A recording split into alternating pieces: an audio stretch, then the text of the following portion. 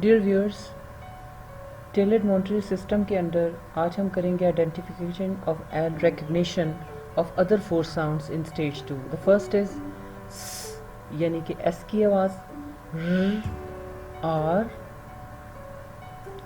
ई, आई, ह,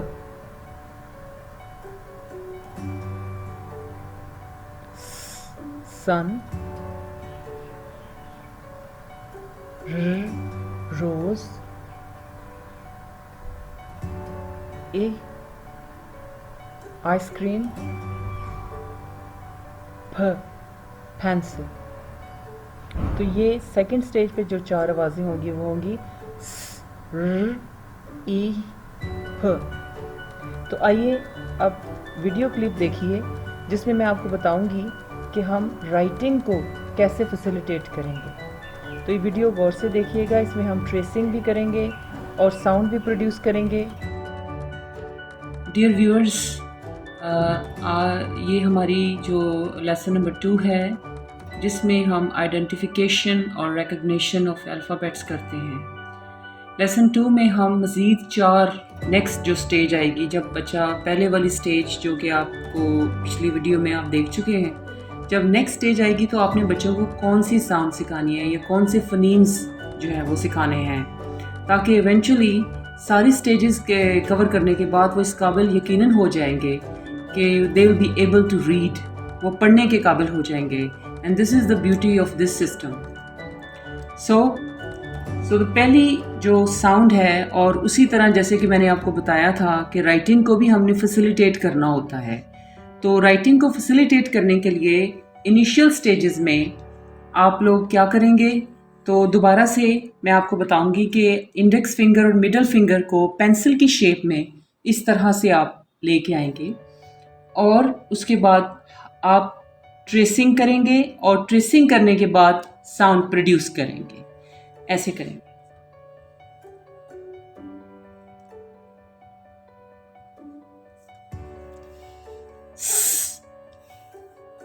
So this is the sound. So you have to produce this sound after tracing it, not during it. और दो चीज़ें मैंने आपको समझानी थी। जो आप देखेंगे कि मैंने ब्लैक में लिखे हैं अल्फ़ाबेट्स और जो बैकग्राउंड है वो वाइट है। बच्चा, अगर आप बहुत कलरफुल किस्म के पैटर्न्स यूज़ करेंगे, इसको डेकोरेट करेंगे, तो बच्चे की सारी अटेंशन उन पैटर्न्स, उन कलर्स की तरफ जाएगी और लर्निंग की तरफ कंसंट्रेशन, उसकी परसेंटेज जो है वो काफ़ी हद तक कम हो जाएगी। और दूसरी इंपॉर्टेंट बात जो मैंने आपको बतानी थी वो मैं इस वीडियो में आपको बता रही हूँ कि you have to start with lower case letters, यानी कि स्मॉल अल्फ़ाबेट से आपने शुरू करना है। जो कैपिटल लेटर्स हैं वो अभी इस स्टेज पे आपने इनिशियली शुरू बिल्कुल नहीं करने।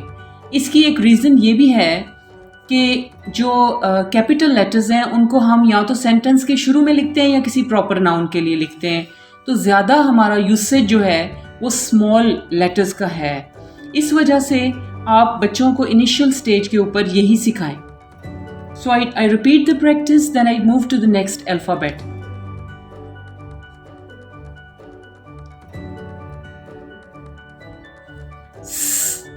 So do this practice, trace it and produce the sound.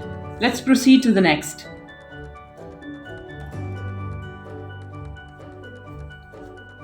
R. Don't say ra or sa. This is r.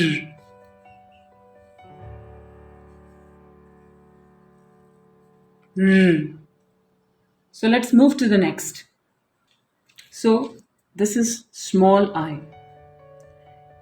तो इसकी आवाज़ जो है वो क्या होगी, ए।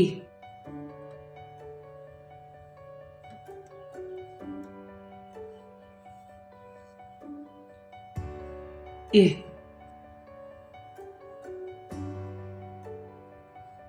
ए, and the next is P, and its sound is small p है तो इसकी आवाज़ होगी फ। नेवर से पा। पा की आवाज़ उर्दू में हो सकती है लेकिन इंग्लिश में पा की आवाज़ नहीं होती, इसलिए लोग कहते हैं पेन, तो वो पेन का pronunciation is wrong, this is pen, right? So this is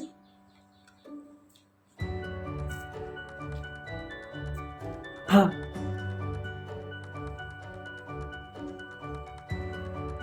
भ,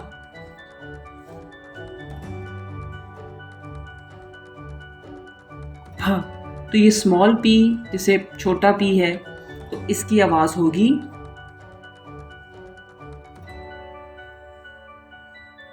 भ। Okay, let's move to the next.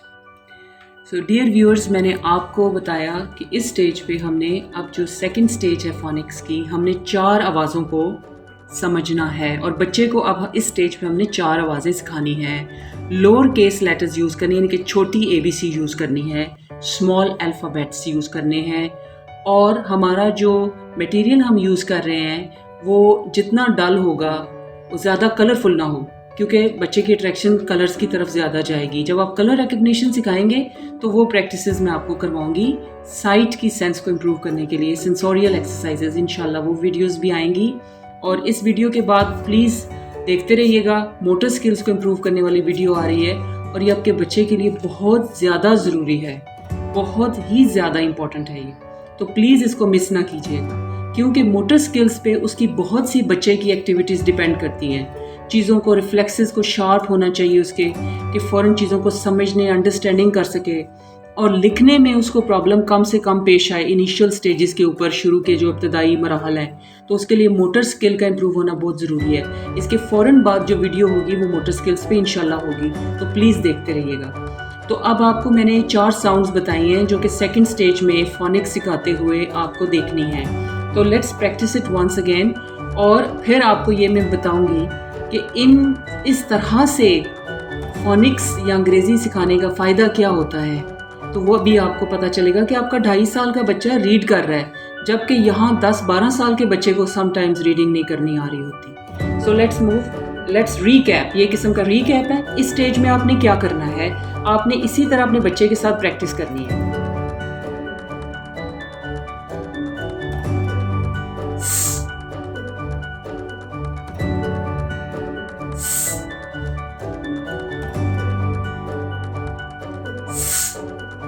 So let's move to the next.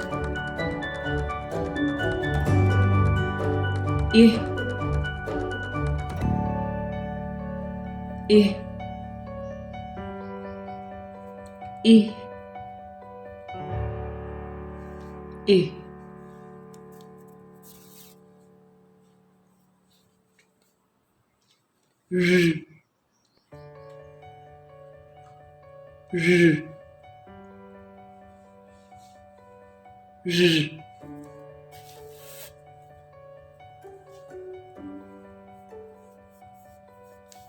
R. R. R. P.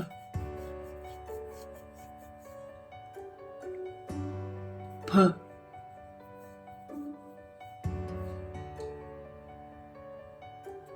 P. तो ये चारों साउंड्स बच्चे ने सीख ली। अब इन साउंड्स को अगर आप वो जोड़े तो हमारा पिंक लेवल, यानी कि जिसमें हम 3 लेटर वर्ड्स बनाते हैं, वो उस काबिल हो जाएगा। सो एक बार फिर देखिएगा, ये है एस, छोटा एस लिखेंगे आप, छोटा आई, स्मॉल आई, ई, छोटा R, small R, lower case letter, छोटा पी, स्मॉल पी,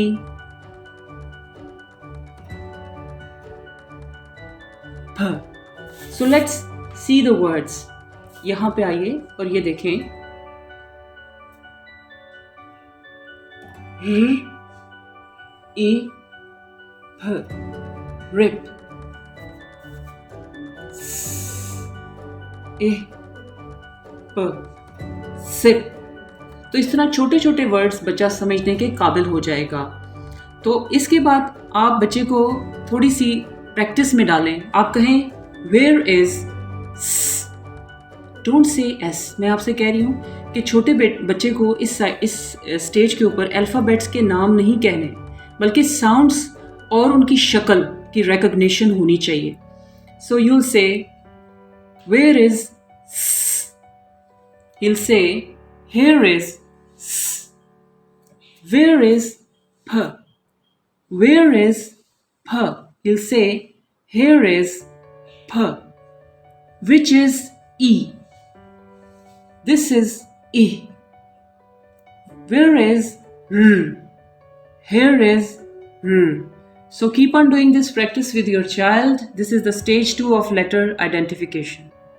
साउंड्स को सिखाने के लिए मैंने तो एक सिंपल पेज के ऊपर ये जो अल्फ़ाबेट्स हैं इनको इस तरह से लिखा है, लेकिन आप लोगों को मैं एक ये बात शेयर करूँगी कि बहुत ज़्यादा ये मुफीद और इफ़ेक्टिव होगा अगर आप 0 नंबर का सैंड पेपर, चूँकि वो बहुत सॉफ्ट होता है और बच्चों की फिंगर्स को हर्ट नहीं करता, उससे इन लेटर्स को कट करके अगर आप पेज के ऊपर पेस्ट करें और फिर बच्चे से कहें कि वो इस तरह से इसकी ट्रेसिंग करे, तो इसके ज़्यादा फ़ायदे होंगे, क्योंकि उसकी जो सेंस ऑफ टच है वो भी स्टिमुलेट करेगी और उसका माइंड लेटर की शेप को बड़ी जल्दी रजिस्टर करेगा.